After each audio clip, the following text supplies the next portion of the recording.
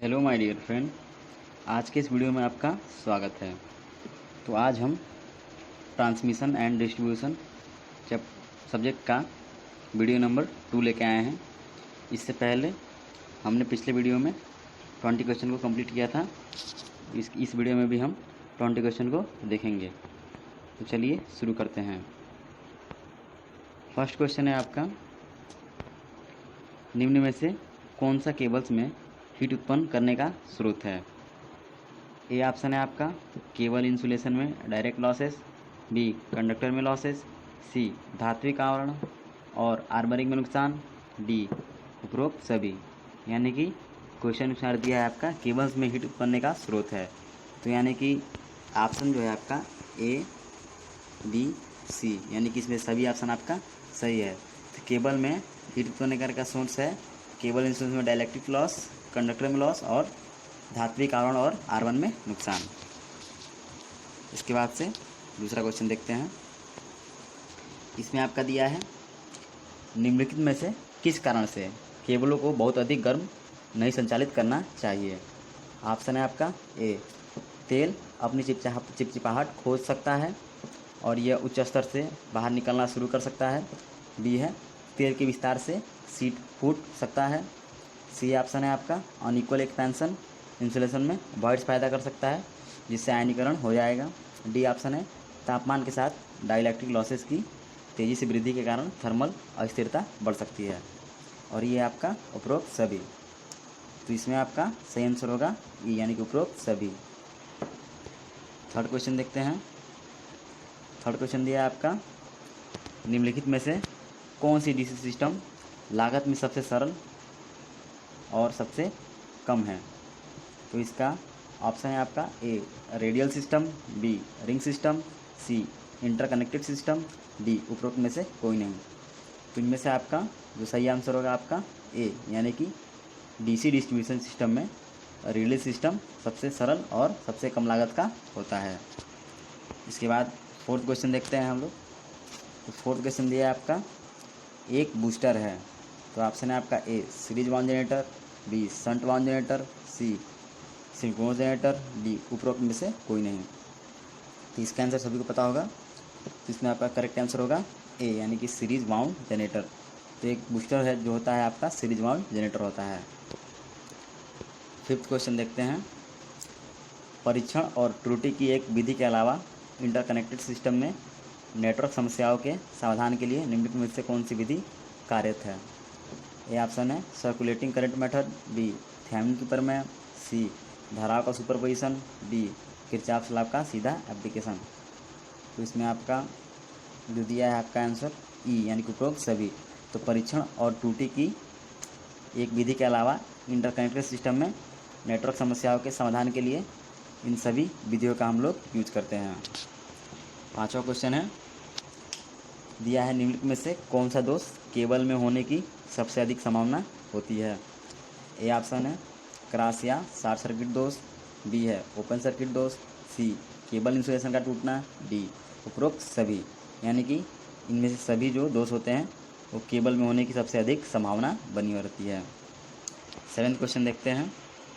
इसमें आपका दिया है एक केबल के लेड सीट का डैमेज का कारण है। यानी कि एक केबल के लेड सीट का जो डैमेज होने का मुख्य कारण होता है आपका ऑप्शन है आपका ए कंपन के माध्यम से सीसा का क्रिस्टलीकरण, बी पृथ्वी में दबाने पर सीसा पर रासायनिक क्रिया, सी यांत्रिक क्षति, डी उपरोक्त सभी। तो इसमें आपका सभी आंसर सही होगा, यानी कि ए बी सी डी। तो इसमें आपका डी ऑप्शन सही है। तो दिया आपका लीड सीट को डैमेज होने का मेन कारण है। तो इनमें से आपका सभी कारण होगा। इसके बाद से आठवां क्वेश्चन देखते हैं।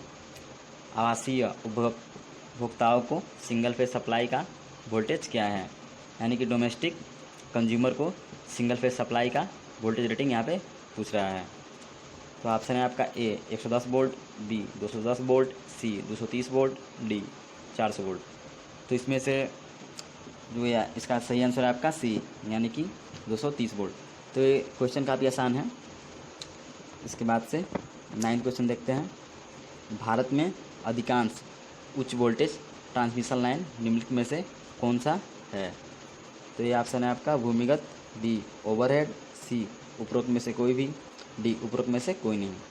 तो इसका भी आंसर सभी लोग को पता होगा। तो इसमें आपका सही आंसर होगा आपका बी यानी कि ओवरहेड। तो भारत में अधिकांशतः उच्च वोल्टेज ट्रांसमिशन हम लोग ओवरहेड ट्रांसमिशन में करते हैं। इसके बाद से 10 नंबर क्वेश्चन है आपका, निम्नलिखित में से कौन सा डिस्ट्रीब्यूशन सिस्टम आवासीय क्षेत्रों में उपयोग में लिया जाता है। ए ऑप्शन है single phase, B 3 phase 3 wire, C 3 phase 4 wire, D उपरोक्त में से कोई नहीं।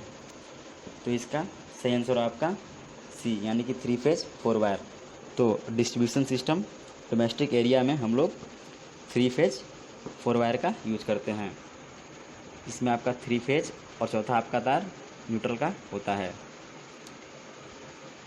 इसके बाद से 11 नंबर क्वेश्चन है, ओवरहेड लाइन्स के कंडक्टर हैं। तो ए ऑप्शन है सॉलिड, बी स्टैंडर्ड, सी दोनों सॉलिड और स्टैंडर्ड हुए, डी उपरोक्त में से कोई नहीं। तो इसमें आपका सही आंसर होगा सी यानी कि ओवरहेड लाइन में जो कंडक्टर होते हैं आपके सॉलिड और स्टैंडर्ड हुए होते हैं। 12 नंबर क्वेश्चन देखते हैं।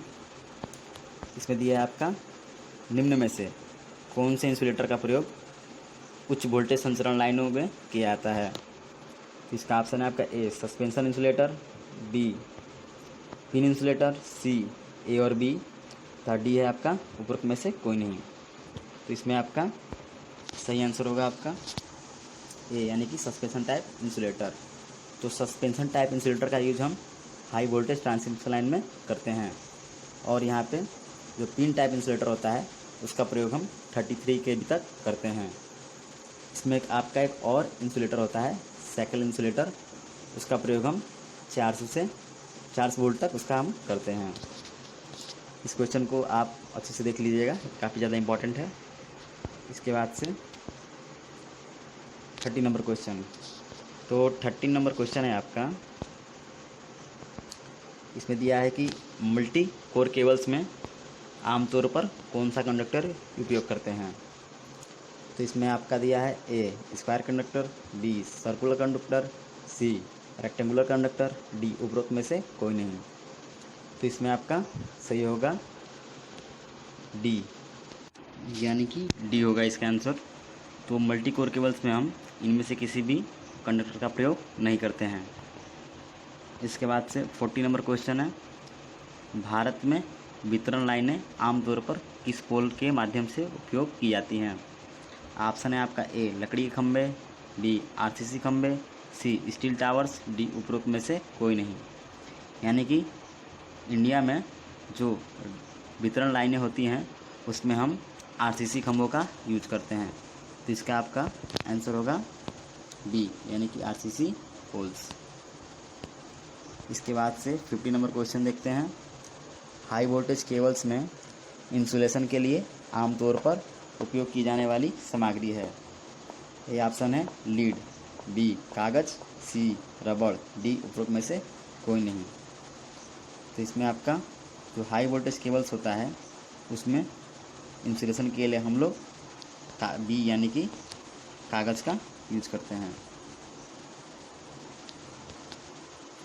इसके बाद से 16 नंबर क्वेश्चन देखते हैं, डिस्ट्रीब्यूशन सिस्टम्स पर आमतौर पर किस प्रकार का लोड होता है। ये ऑप्शन है संतुलित, बी असंतुलित, सी उपरोक्त में से कोई भी, डी ऊपर में से कोई नहीं। तो इसमें आपका आंसर होगा बी यानी कि असंतुलित। तो डिस्ट्रीब्यूशन सिस्टम में हम लोग आमतौर पर अनबैलेंस्ड लोड का उस पर होता है। इसके बाद से 70 नंबर क्वेश्चन है, इंडस्ट्रियल लोड्स का पावर फैक्टर आमतौर पर किस प्रकार का होता है।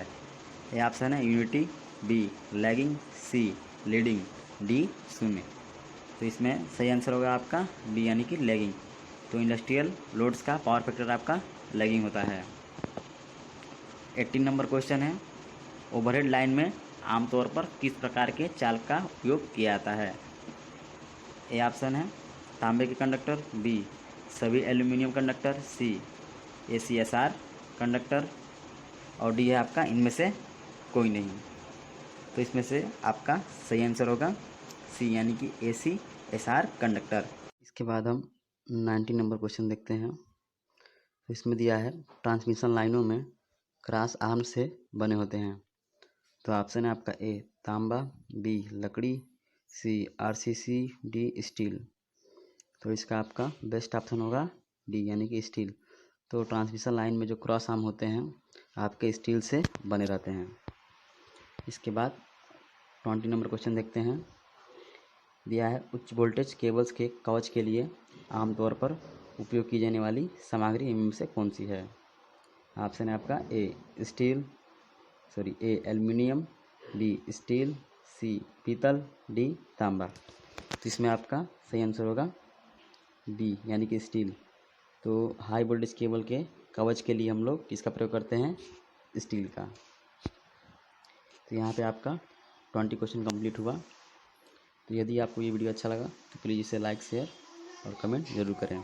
इसके बाद अगली वीडियो में हम फिर 30 ट्रांसमिशन एंड डिस्ट्रीब्यूशन शिप्स के क्वेश्चन को लेके आएंगे।